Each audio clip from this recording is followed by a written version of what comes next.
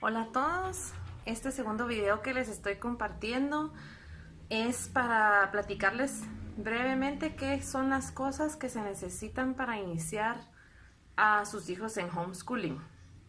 Siempre desde nuestra experiencia personal, ¿verdad? Bueno, nosotros iniciamos hace año y medio y lo primero que definitivamente se necesita es escoger un centro de estudios que tenga la posibilidad de estudiar en casa. Es decir, que legalmente avale con el ministerio los estudios que se van a realizar. Hay personas que han escogido, por ejemplo, estudiar o poner a estudiar a sus hijos en casa, pero no lo hacen con el aval de un centro de estudios. Entonces, no es que sea imposible hacerlo. O sea, uno puede hacer sus estudios a la discreción del papá.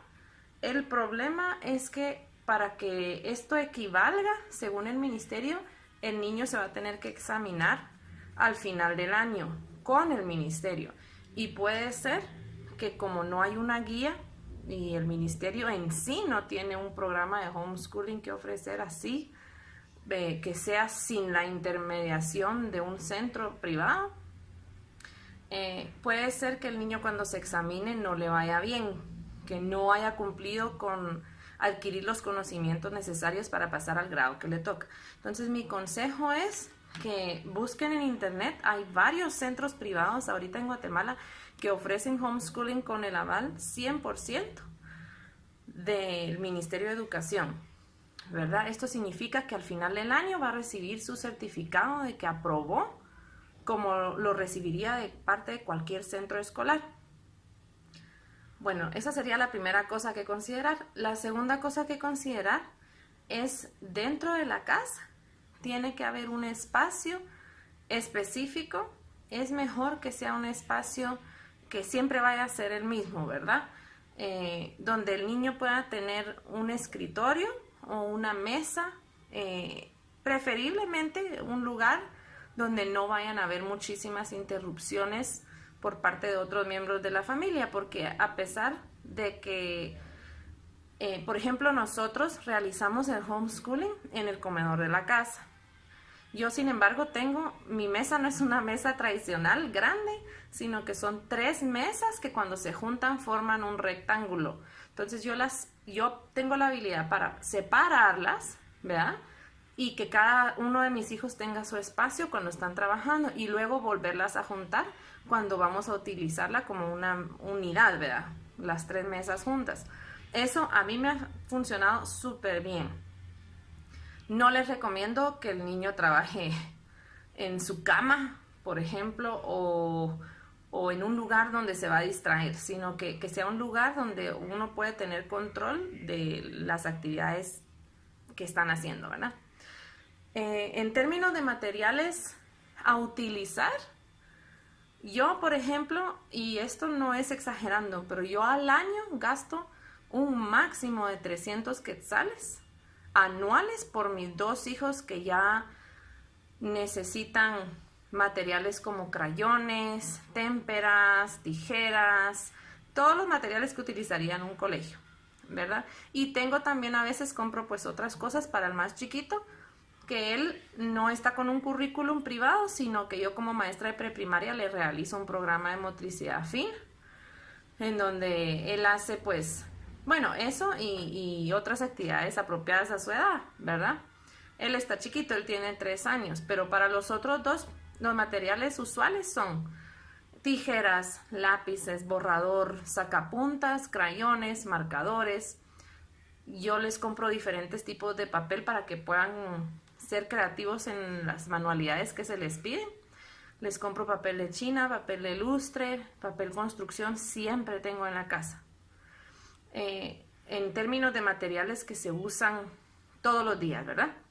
Luego, si el programa de educación en casa es por internet, que en la mayoría de los casos una gran parte de un programa homeschooling depende del internet. No es que los niños van a estar siempre en una pantalla, pero sí lo van a necesitar para investigación y otras cosas. Entonces, tienen que tener un servicio de internet que realmente ahora es una cosa muy accesible, ¿verdad? Y de todos modos creo que la mayoría lo tenemos en casa. Aparte de eso, pues una computadora, la mía es una computadora bastante básica, no es una laptop, es una computadora restaurada, pero me funciona súper bien y tiene la velocidad que necesito para que mis hijos trabajen.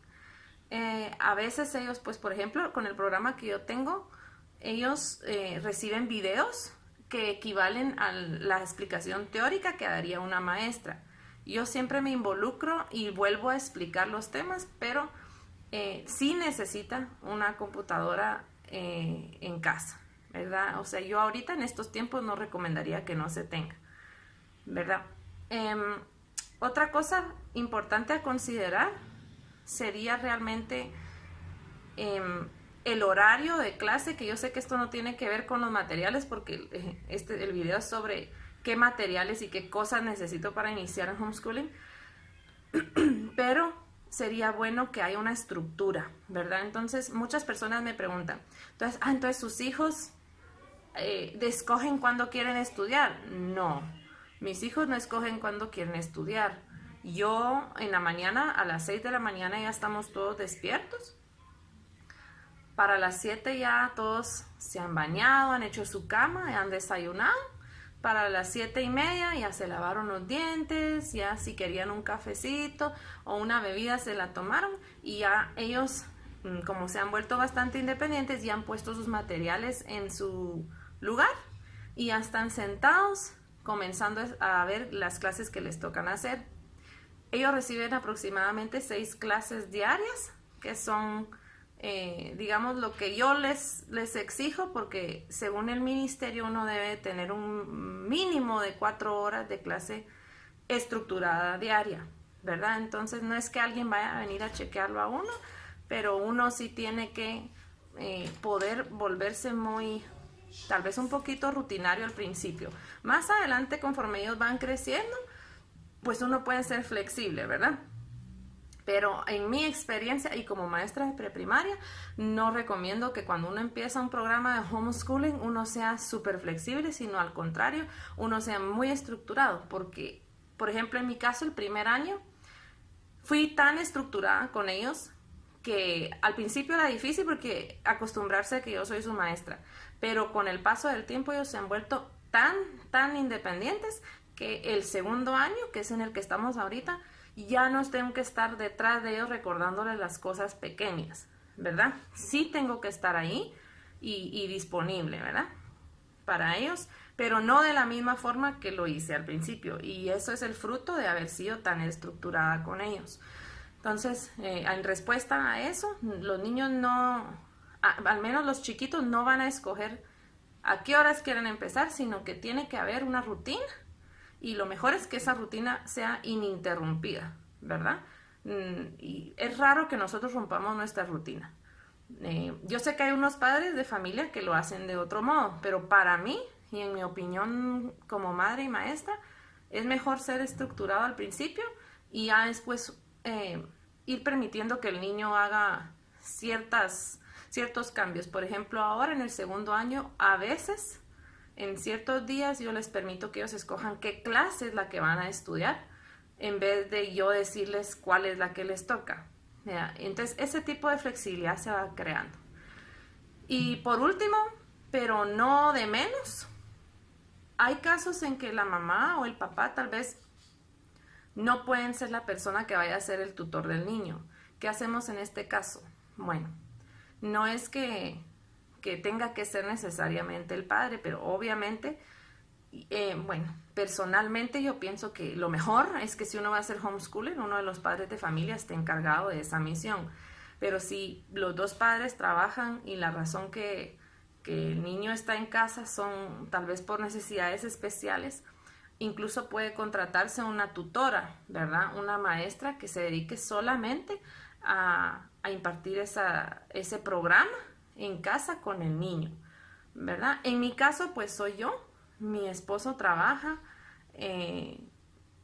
como una jornada normal y yo soy la que se encarga de ellos. En ocasiones en que hay días libres, incluso el papá se involucra, que es una cosa súper bonita porque entonces cuando hay momentos en que su papá sí está en la casa, pues tienen el chance de verlo y el papá ya sabe cómo funciona el programa. Entonces, han habido alguna rara ocasión en que yo me he enfermado y no he podido continuar ese día con la rutina como quisiera. Y si él ha estado en casa porque era su día libre, él sabe exactamente qué hacer y los niños también. Entonces, esa es una de las ventajas del homeschooling, ¿verdad? Que no porque la mamá se enfermó o uno de los hermanos se enfermó, sufran todos, ¿verdad? Incluso cuando se ha enfermado alguno de los niños, si se sienten mejor ya para la tarde, ellos realizan su actividad escolar en la tarde para no perder ese día. Todo, pues, dependiendo, ¿verdad?, de la situación.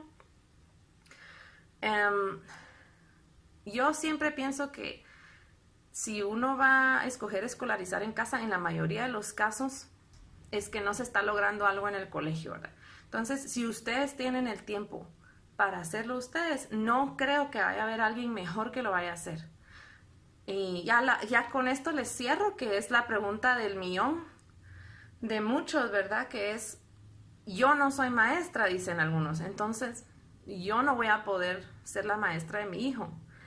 Eso es una sugestión. Y de hecho yo he conocido muchas madres de familia y padres de familia que escolarizan a sus hijos en casa, que no son maestras y no han tenido ningún contacto con la educación más que en la experiencia de escolarizar a sus hijos, y son excelentes maestros, excelentes maestras. De hecho, yo creo que la mayor parte de personas que yo conozco que se escolarizan en casa, tal vez una o dos son maestras, las demás no son. Hay profesiones de todo tipo que han sacrificado tal vez para escolarizar a sus hijos en casa y que han sido hasta abogados, doctores, de todo, ¿verdad? Entonces, no necesita una persona ser una maestra para poder aprender a enseñar, ¿verdad? Y con un buen programa, pero en el centro en el que están mis hijos, todo viene planificado, ¿verdad? Es lo que les decía al principio. Si ustedes deciden hacerlo por su cuenta, corren el riesgo de que no sepan qué hacer, sobre todo si es una primera experiencia. Entonces, la ventaja de estar inscritos con un centro privado que ofrezca el homeschooling, y hay distintos para distintas necesidades, tanto educativas como económicas, ¿verdad? Porque también eso influye, que traen todo planificado. Y en el caso de nosotros, nuestras planificaciones que nos da el colegio trae todo, qué decir, qué hacer, qué actividades se sugieren, cuáles son obligatorias, calendarios, fechas y todo. Entonces es muy fácil iniciarse en un recorrido de homeschooling cuando uno tiene las herramientas adecuadas y el apoyo de un colegio que tiene también la experiencia, ¿verdad?